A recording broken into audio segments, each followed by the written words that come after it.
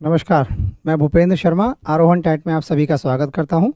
आज हम पढ़ेंगे हमारा यूपी टैट पेपर 2 साइंस के लिए अगला चैप्टर, जिसका नाम है हमारा ह्यूमन सर्कुलेटरी सिस्टम या हमारा परिसंचरण तंत्र। देखिए, हमारा जो हार्ट है वो क्या करता है, एक पंप की तरह काम करता है, ठीक है। और इसको ये किसको पंप करता है, ब्लड को पंप करता है। तो हार्ट क्या करेगा, ब्लड को पंप करेगा हमारे डिफरेंट बॉडी पार्ट्स तक, और बॉडी पार्ट्स तक जिसकी वजह से क्या होगा, हमारा ऑक्सीजन, न्यूट्रिएंट्स मतलब carbohydrate, protein, fat, vitamin, minerals, hormones, इन सबको ट्रांसपोर्ट करके कहाँ पहुँचा देगा, हमारे डिफरेंट बॉडी सेल्स तक या हमारे टिश्यूज़ तक पहुँचाने का काम करेगा, ठीक है।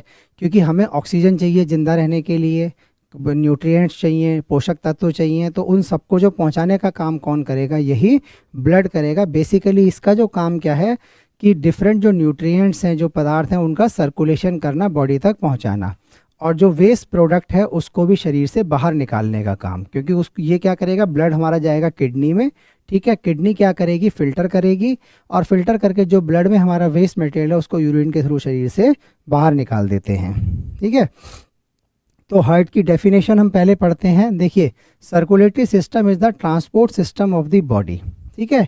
ये क्या करता है, ट्रांसपोर्ट की तरह काम करता है, जिसका काम क्या है, सामान को लाना और ले जाना। क्या लेके जाएगा, ऑक्सीजन लेके जाएगा, न्यूट्रिएंट्स लेके जाएगा, हार्मोन्स लेके जाएगा, और हमारा वेस्ट प्रोडक्ट को क्या करेगा, लेके जाएगा, ठीक है।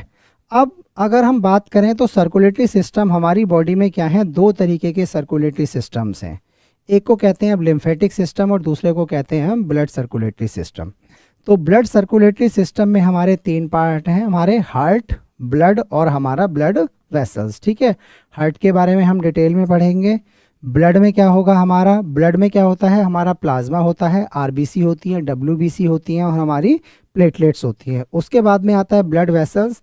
ब्लड वेसल्स भी तीन तरीके की होती हैं हमारी, एक आर्टरी होंगी, एक हमारी वेन होंगी, और एक हमारी क्या होंगी, कैपिलरीज होंगी। तो इन सबको, ये सब मिलके हमारा क्या बनाएंगे, हमारा ब्लड सर्कुलेटरी सिस्टम बनाएंगे।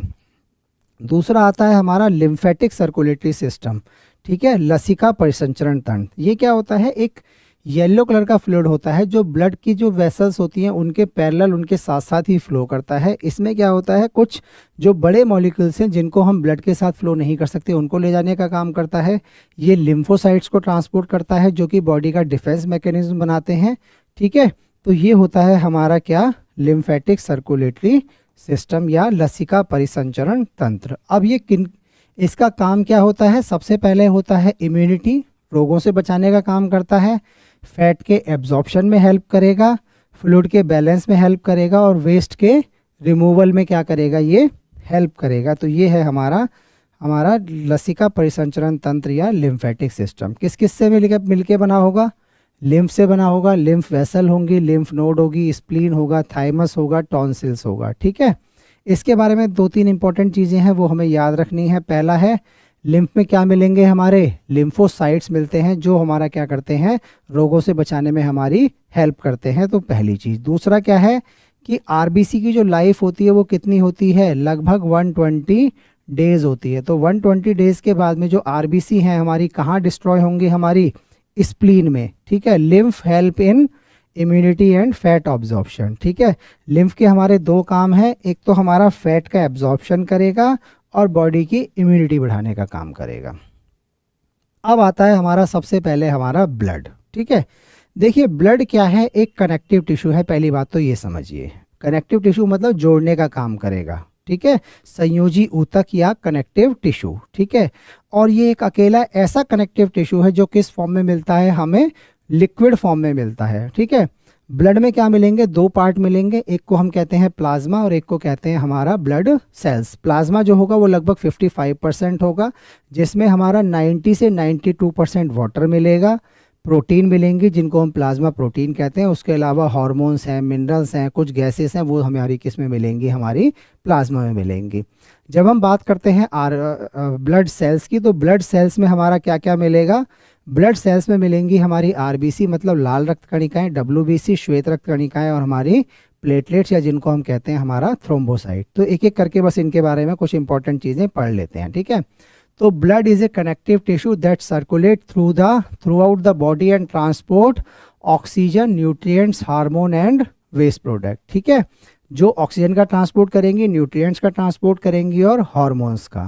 ठीक, इंपॉर्टेंट पॉइंट क्या है, एक तरीके का क्या है, ये कनेक्टिव टिश्यू है और कैसा है हमारा, फ्लूइड या द्रव की फॉर्म में मिलता है। ठीक है, एवरेज वॉल्यूम कितना होगा ब्लड का, 5 से 6 लीटर। पीएच कितना होगा इसका, 7.3 से 7 पॉइंट, मतलब 7.4 के आसपास जो है पीएच इसका मेंटेन रहता है। स्टडी ऑफ ब्लड को हम क्या कहते हैं, हेमेटोलॉजी। तो जब भी हम ब्लड की स्टडी करेंगे उसको क्या कहेंगे, हमारे को हेमेटोलॉजी। दूसरा एक होता है, हमारा जो ब्लड है वो एक बफर सॉल्यूशन की तरह से क्या करता है, हमारा काम करता है। बफर सॉल्यूशन क्या होता है, अब देखिए बफर सॉल्यूशन का मतलब ये होता है कि हमने देखा था कि पीएच के बेस पे कुछ हमारे एसिड होते हैं, कुछ बेस होते हैं, और इसका पीएच कैसा है, हमारा बेसिक है 7.4। तो ये एक प्रॉपर्टी में मेंटेन करता है ब्लड की, अगर इसमें थोड़ी मात्रा में कोई एसिड या कोई बेस अगर हम मिला देंगे, कहीं से भी मिलता है, तो इसके पीएच पे हमारा कोई फर्क नहीं पड़ेगा। तो ऐसे सॉल्यूशंस को हम क्या कहते हैं, हमारा बफर सॉल्यूशन कहते हैं, कि जिन पे थोड़े बहुत पीएच के चेंज होने का क्या नहीं पड़ता, फर्क नहीं पड़ता, अपने पीएच को क्या करते हैं, मेंटेन करके चलते हैं। अब ब्लड का काम क्या होता है, पहली बात तो ट्रांसपोर्ट फंक्शन है, ऑक्सीजन का ट्रांसपोर्ट करेंगे, CO2 का ट्रांसपोर्ट करेंगे, न्यूट्रिएंट्स का ट्रांसपोर्ट करेंगे, हार्मोन्स का ट्रांसपोर्ट करेंगे, वेस्ट प्रोडक्ट को लेके जाएंगे। दूसरा क्या है, प्रोटेक्शन फंक्शन, इसमें WBC होती हैं जो हमें रोगों से लड़ने में क्या करती हैं, हेल्प करती हैं।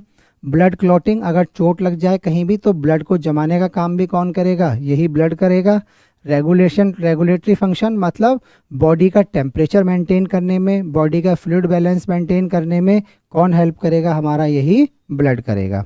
ब्लड का कंपोजिशन मैंने आपको ऑलरेडी बता दिया, प्लाज्मा होगा 55%, दो पार्ट होंगे 100% ब्लड में, 55% होगा प्लाज्मा और हमारा 45% होगा हमारा ब्लड सेल्स। ठीक, अच्छा अब आता है हमारा प्लाज्मा। तो प्लाज्मा की जो परसेंटेज है वो हमने कितनी देखी थी, 55%। इसमें जो मिलेगा वाटर कितना मिलेगा, 90 से 92%। उसके अलावा मिलेंगी हमारी प्लाज्मा प्रोटीन 7 टू 8%। ये दो चीज़ें हैं इंपॉर्टेंट, हमें बस यही याद रखनी है। ठीक है, एक हल्के कलर का फ्लूइड होता है, ठीक, परसेंटेज कितना है, 55% होगा। कंपोजिशन वाटर कितना है, 90 से 92%। प्रोटीन कितनी होंगी, 7 टू 8%। उसके अलावा हार्मोन्स, न्यूट्रिएंट्स वगैरह वो बहुत कम कम मात्रा में इसमें क्या मिलेंगे, मिलेंगे। प्रोटीन हमें याद रखनी है, 3 प्रोटीन है मेन, एल्ब्यूमिन, ग्लोब्यूलिन और हमारी फाइब्रिनोजेन। फाइब्रिनोजेन क्या करती है, ब्लड की क्लॉटिंग में हेल्प करती है, जिसको हम कहते हैं हमारा क्लॉटिंग प्रोटीन। ग्लोब्यूलिन इम्यूनिटी में हेल्प करेगी और एल्ब्यूमिन क्या करती है, हमारी बॉडी, इसमें जो ब्लड होता है उसके ऑस्मोटिक प्रेशर को क्या करेगी, मेंटेन करने का काम करेगी। अब यहाँ पे एक चीज़ आती है जिसको हम कहते हैं हमारा सीरम।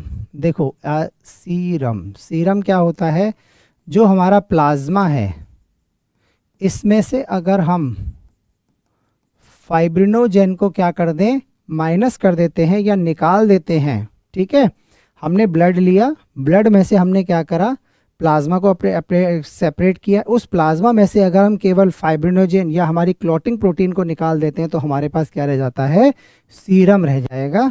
तो ये होता है सीरम, कई बार इसमें से पूछा जाता है। ठीक है, कि सीरम में कौन सा प्रोटीन या कौन सा प्लाज्मा प्रोटीन को हम क्या करते हैं, माइनस कर देते हैं, तो किसको निकाल देते हैं, हम फाइब्रिनोजेन को इसमें से निकाल देते हैं।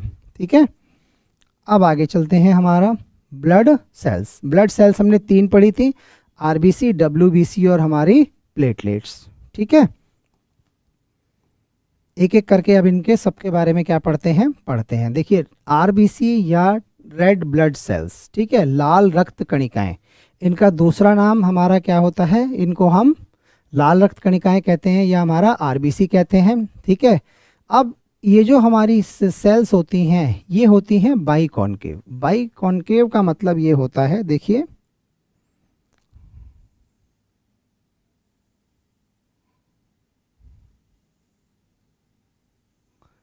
इस तरीके से इनका जो स्ट्रक्चर होगा,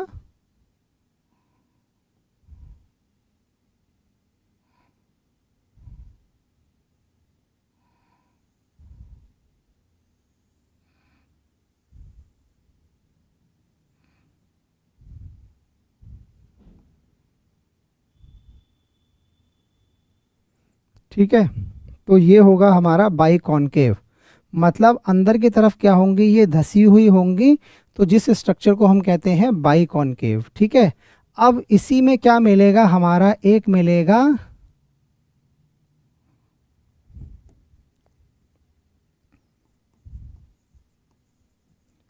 हीमोग्लोबिन। ठीक है। इस हीमोग्लोबिन में क्या मिलेगा हमारा, आयरन या आयरन मिलेगा, और इसी आयरन के कारण क्या कलर होता है इसका, रेड। और इस हीमोग्लोबिन का काम क्या होता है, ऑक्सीजन का ट्रांसपोर्ट करना एक जगह से दूसरी जगह। ठीक है। Iron content respiratory pigment that carry oxygen, तो इसके अंदर क्या मिलेगा, एक रेस्पिरेटरी पिगमेंट मिलता है जिसको हम कहते हैं हीमोग्लोबिन, और जिसके अंदर आयरन मिलता है। इसी आयरन के कारण इसका जो कलर कैसा होता है हमारा, रेड कलर का होता है। ठीक है। एक इंपॉर्टेंट चीज इसमें ये याद रखनी है कि आरबीसी के अंदर हमारा न्यूक्लियस या केंद्रक नहीं पाया जाता। हर सेल में हमारे में केंद्रक मिलेगा, लेकिन आरबीसी एक ऐसी सेल है ह्यूमन में, मैमल्स में, जिनमें हमारा न्यूक्लियस नहीं पाया जाता। ठीक है। दूसरा कैसा स्ट्रक्चर होगा, बाइकॉनकेव। ये क्या करेगा, ऑक्सीजन को, कार्बन डाइऑक्साइड को, इनको ट्रांसपोर्ट करने का काम, मेजर काम जो है इसका क्या है, ऑक्सीजन को ट्रांसपोर्ट करना, मतलब लंग्स से या एल्वियोलाई से ऑक्सीजन लेना और डिफरेंट बॉडी पार्ट तक ऑक्सीजन ले जाने का काम कौन करेगा, यही हीमोग्लोबिन करेगा। किसके द्वारा, आरबीसी के द्वारा। ठीक है। नंबर कितना होगा, 4.5 से 5.5 मिलियन होगा।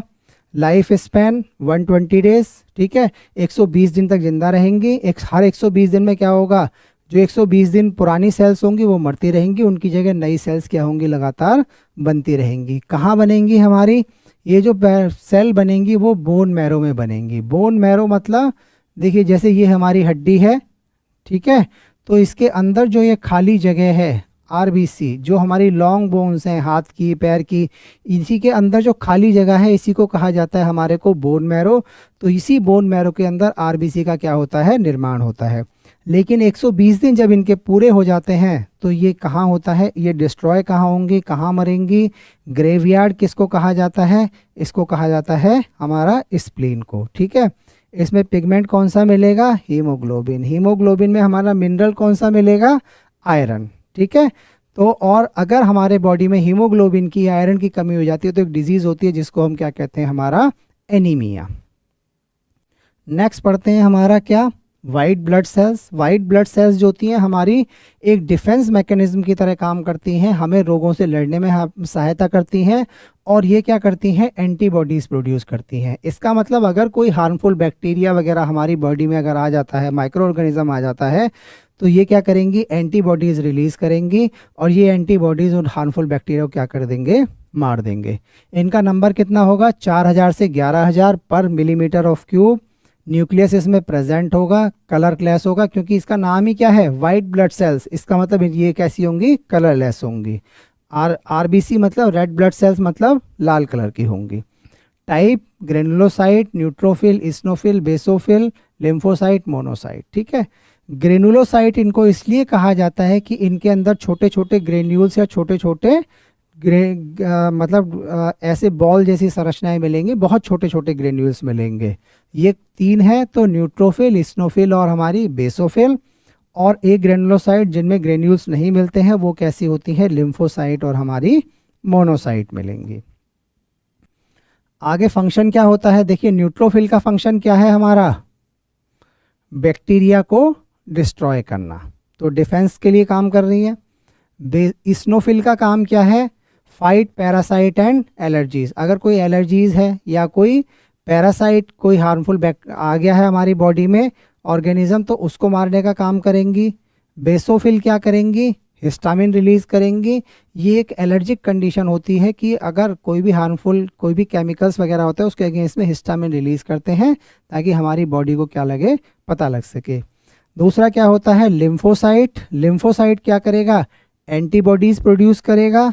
और हमारा मोनोसाइट, मोनोसाइट क्या करेगा, ये मैक्रोफेज बनाएगा। और ये मैक्रोफेज क्या करते हैं, जो हमारे पैथोजेंस होते हैं, पैथोजेंस मतलब बीमारी फैलाने वाले माइक्रो ऑर्गेनिजम्स, उनको खा जाएंगे या उनको मार देंगे। तो ये काम कौन करेगा, हमारा मोनोसाइट्स करेंगे। इसके बाद में आता है हमारा प्लेटलेट्स या थ्रोम्बोसाइट। ठीक है।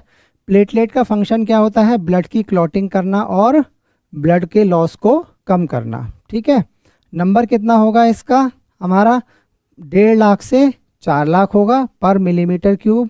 डेंगू जो बीमारी होती है उसमें यही प्लेटलेट्स क्या हो जाती हैं हमारी, कम हो जाती हैं। जब ये प्लेटलेट्स कम हो जाएंगी तो इंटरनल ब्लीडिंग या कहीं से भी रक्तस्राव अगर शुरू हो गया तो उसको रोक पाना क्या हो जाएगा, बहुत मुश्किल हो जाएगा। ठीक है, क्योंकि प्लेटलेट में जो होता है, जो डेंगू का जो वायरस होता है वो क्या करता है, इन्हीं प्लेटलेट्स को क्या कर देता है, खा जाता है या ख़त्म कर देता है। तो प्लेटलेट की संख्या लगातार घटती रहती है डेंगू में। ठीक है, लाइफ स्पैन कितना होगा, 7 to 10 डेज। और प्रोड्यूस कहाँ होंगी, ये हमारी बोन मैरो में होंगी। ठीक है, यहाँ एक क्वेश्चन हमारा पूछा जाता है कि ब्लड में हमारा एक क्लॉटिंग प्रोटीन मिलता है, कौन सा। तो ब्लड में क्लॉटिंग प्रोटीन मिलेगा जिसको हम कहते हैं हमारा फाइब्रिनोजेन। ठीक है, ये फाइब्रिनोजेन ही हमारा किस में चेंज होता है, फाइब्रिन में, वाटर इनसॉल्युबल। और यही क्या करेगा हमारा, उसके ऊपर एक क्या बना देगा, एक लेयर बना देगा जो हमारी क्या बनेगी, हमारी लेयर, वही लेयर क्या करेगी, ब्लड को क्लॉट कर देगी, जमाने में हेल्प करेगी। अब आता है हमारा ब्लड क्लॉटिंग। ब्लड क्लॉटिंग का मैकेनिज्म देखते हैं किस तरीके से होता है। ठीक है, कुछ इंपॉर्टेंट चीज़ें हैं इसमें, वो हमें याद रखनी है, पूरा मैकेनिज्म आपको याद रखने की ज़रूरत नहीं है। देखिए क्या होगा, सबसे पहले क्या होगा, टिश्यू इंजर्ड होंगे, इंजर्ड टिश्यू बने। ठीक है, इन इंजर्ड टिश्यू और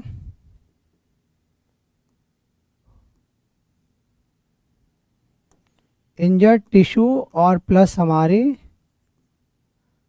प्लेटलेट्स, ये प्लेटलेट्स मिलके क्या रिलीज कर देंगी हमारी, जिसको हम कहते हैं थ्रोम्बोप्लास्टिन। ठीक है, अब इन्होंने क्या करा, थ्रोम्बोप्लास्टिन हमारा बन गया। अब जब ये थ्रोम्बोप्लास्टिन बनेगा तो अब क्या होगा हमारा, देखिए अगला समझिए। अब क्या है, हमारे ब्लड में एक होता है जिसको हम कहते हैं प्रोथ्रोम्बिन।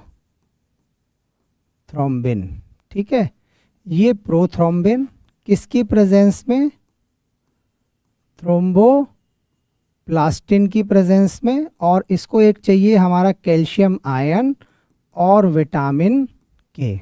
ठीक है, ये जो प्रोथ्रोम्बिन है ये किस में चेंज हो जाएगा, हमारा थ्रोम्बिन में चेंज हो जाएगा। और अब ये कैसा हो गया हमारा, ये एक्टिव हो गया। ठीक है, और यहाँ पे ये कैसा था हमारा, इनएक्टिव था। ठीक है, अच्छा आगे पढ़ते हैं। अब देखिए अब क्या होगा, ये जो हमारा क्लॉटिंग प्रोटीन हमने कौन सा बताया था, फाइब्रिनोजेन। ठीक है, ये फाइब्रिनोजेन, यहाँ पे क्या आया हमारा, थ्रोम्बिन। ये कैसी फॉर्म में है हमारा, एक्टिव फॉर्म में। ठीक है, अब ये जो थ्रोम्बिन होगा इस फाइब्रिनोजेन को किस में चेंज कर देगा, हमारा फाइब्रिन में चेंज होगा। और ये बन जाएगा हमारा वाटर इनसॉल्युबल। ठीक है, और ये होगा हमारा वाटर सॉल्युबल। ठीक है, अब होगा क्या, देखिए होगा क्या, जैसे कि मान लीजिए ये घाव है। ठीक है, तो इस घाव के ऊपर क्या होगा कि इंजर्ड टिश्यू हुए और प्लेटलेट्स हुए। इन प्लेटलेट्स ने क्या बना दिया हमारा, थ्रोम्बोप्लास्टिन। ये जो थ्रोम्बोप्लास्टिन है ये क्या करेगा, ये जो प्रोथ्रोम्बिन हमारा इनएक्टिव फॉर्म में था, कैल्शियम और विटामिन के की प्रेजेंस में। मिनरल कौन सा चाहिए ब्लड क्लॉटिंग के लिए, कैल्शियम, ये याद रखना है। विटामिन कौन सा चाहिए, के। अब ये क्या करेगा, इसने प्रोथ्रोम्बिन इनएक्टिव को किस में चेंज कर दिया, एक्टिव थ्रोम्बिन में। एक्टिव थ्रोम्बिन अब क्या करेगा, जो हमारा फाइब्रिनोजेन था, जो हमारा वाटर सॉल्युबल था, उसको वाटर इनसॉल्युबल किस में चेंज कर दिया, हमारा फाइब्रिन में। अब ये फाइब्रिन क्या करेगा, इसके ऊपर एक नेट जैसी या जाल जैसी एक क्या बना लेगा, संरचना बना लेगा। और जब ये जाल जैसी संरचना बनेगी तो आरबीसी, डब्ल्यूबीसी और जो प्लेटलेट है वो इसमें फंस जाएंगे, और जिससे क्या होगा, ब्लड की क्लॉटिंग हो जाएगी, खून का जो बहना है वो क्या हो जाएगा, रुक जाएगा। ठीक है, तो हमें कौन से दो इंपॉर्टेंट चीज़ें हैं, पहली बात कि क्लॉटिंग प्रोटीन कौन सा होता है, फाइब्रिनोजेन। ये फाइब्रिनोजेन किस में चेंज होता है हमारा, फाइब्रिन में, वाटर इनसॉल्युबल। कौन सा मिनरल चाहिए क्लॉटिंग के लिए इंपॉर्टेंट, कैल्शियम। ठीक है, विटामिन कौन सा चाहिए, के। तो ये था हमारा किसका, हमारा ब्लड क्लॉटिंग का हमारा क्या था, हमारा ये